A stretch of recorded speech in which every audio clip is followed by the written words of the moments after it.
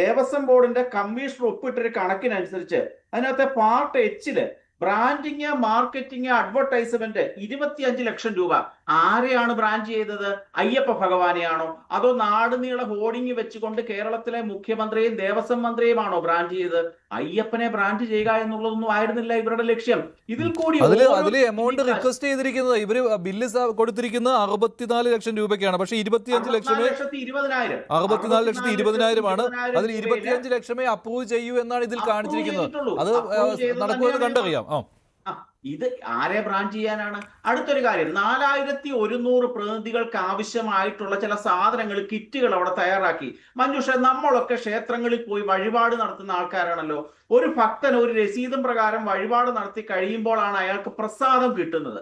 ആ പ്രസാദം നമ്മൾ വളരെ ദിവ്യമായി വാങ്ങിച്ച് ഉപയോഗിക്കുകയാണ്. നമ്മളുടെ പേരും നാളും പറഞ്ഞാണ് നമ്മൾ അവിടെ വഴിപാട് നടത്തുന്നത്. അപ്രകാരം കിട്ടുന്ന പ്രസാദം ഇവിടെ 4100 ആൾക്കാർക്ക് ആവശ്യമായിട്ട് എന്താ തയ്യാറാക്കി കൊടുത്തത്?